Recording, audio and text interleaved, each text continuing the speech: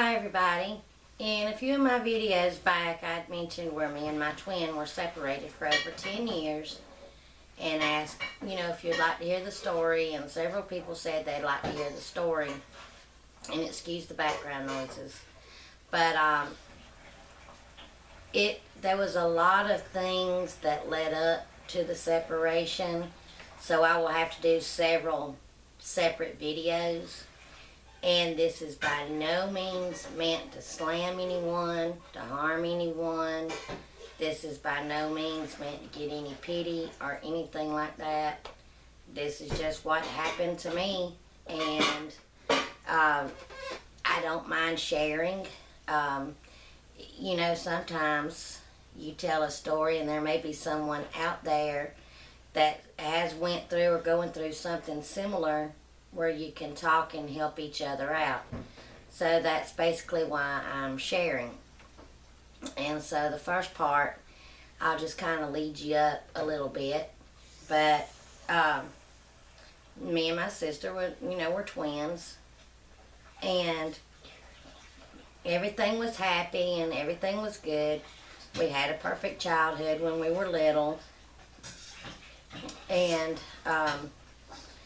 good Christmases. I shared the old videotapes that I had, that I found, and recently had them transferred to DVD. And at the end of this video, I will clip on some more video footage, and it's like the only video footage that we have that when we were little. So, my mom was 16 when she got married, 17 when she had us, and my dad was like 5 or 6 years older than her, I think. I know he was a little bit older. We wasn't identical or anything like that. We looked more alike when we were little. Now that we're, got bigger and stuff, we really didn't. And then all of a sudden, one day, we was at Mama's house, my mama's mama, and living there.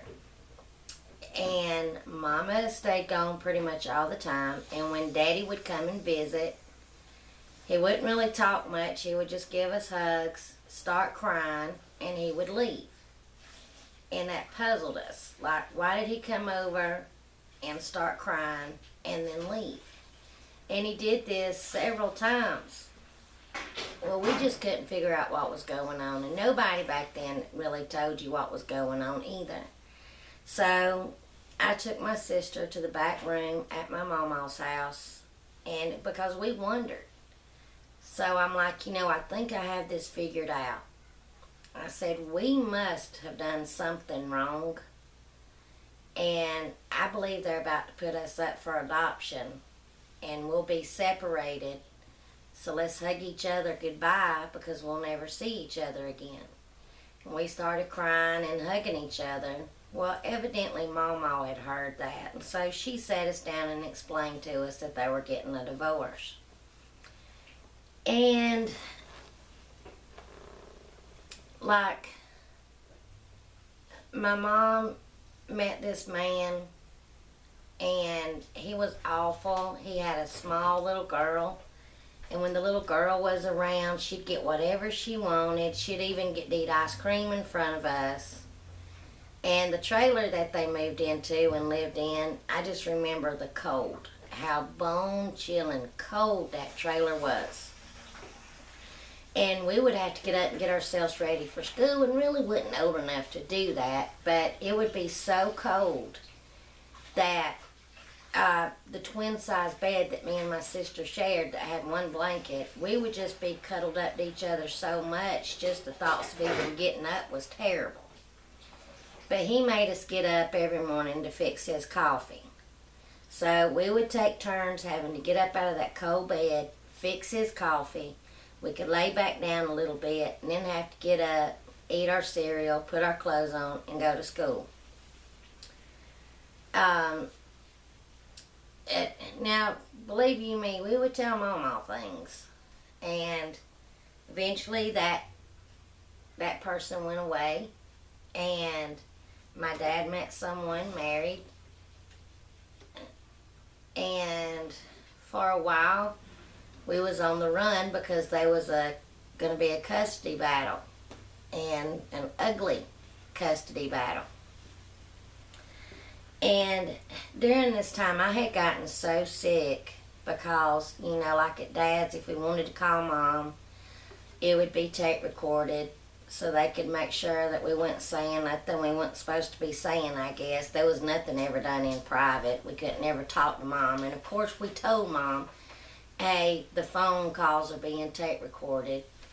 And, which I just didn't understand that. And the stress of back and forth, and all that kind of stress, that I just got so sick that I was eventually taken to the doctor and found out that I had a bad hole in my stomach. It was right where my esophagus emptied into my stomach, and it bled. It was bleeding, and I had to go on some stomach medication, and they had also given them some Valium to give me in case I got upset, and which that was used in other ways, and the doctor said that if it started bleeding, and there's signs to look for, that they had 30 minutes to get me to the hospital where they could prep me and get me in surgery and stuff. And like before the custody battle and stuff, my dad went on the run with us. I remember we was in Tennessee, but some of the places in the campgrounds that we lived at, I don't remember. In a camper for 6 people that was big enough for 2, maybe. It reminds me of this day what deer hunters use to go take to deer camp, small little thing. And they had started following a traveling tent preacher. And just like I can remember sometime Dad coming home or to the campground from work saying, they about caught up with us, we got to pack up and move to somewhere else. I remember one place we stayed at, it was called Cedars of Lebanon. So anyway, time passed and everything, and court came up. And it was so ugly that us being little, we had to go talk to the judge. And I remember there was things told to us, and not by my mom because we hadn't seen her, but things that we needed to say, and things and all, to the judge. And all I can remember, it was things I didn't want to say. We was in this room with the judge and lawyers and like social workers and stuff, and all I could do was sit there and just cry my eyes out. It was terrible, but it had got to where Dad got the winter months and Mom got the summer months. And at one time I can remember, then my dad lived in Tennessee. He came down and got us for like a 2-week visit, and he just decided not to take us back. And about a few days later, my mom and that man she was with at the time found us, came up there, I'm sure through the police, and it took several days. And they showed up while Dad was at work, and we went running and got in the car, And I had just noticed on the way back, I noticed a scar on my mama's wrist. And I remember punching Grub saying, "Look at Mama's wrist." It was just a lot. And I remember, and I'll never forget, we traveled back home to Georgia, and that night she took us to see Grease at the movies.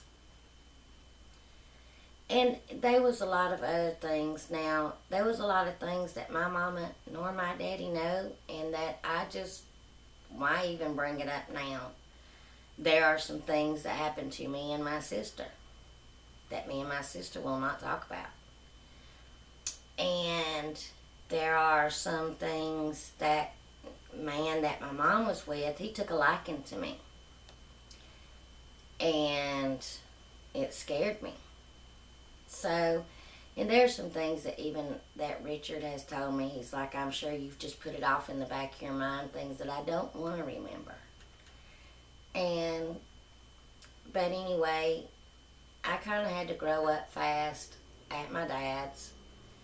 and just the cooking and the cleaning and all at a very young age, and some things that had happened and stuff. I'm like, you know, I can't handle no more of this. So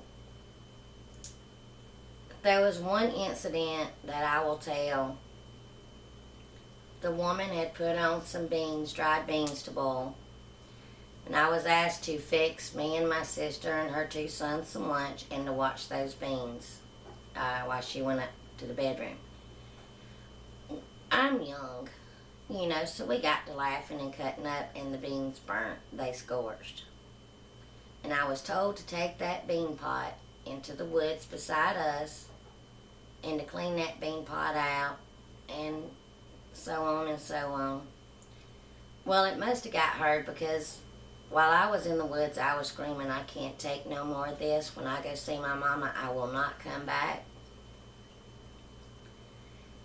And that weekend before we left to go to Mom's, it was prayed over me that when I got to my Mom's, if I opened my mouth to say anything, that the Lord will lock my jaw, that I may never speak again.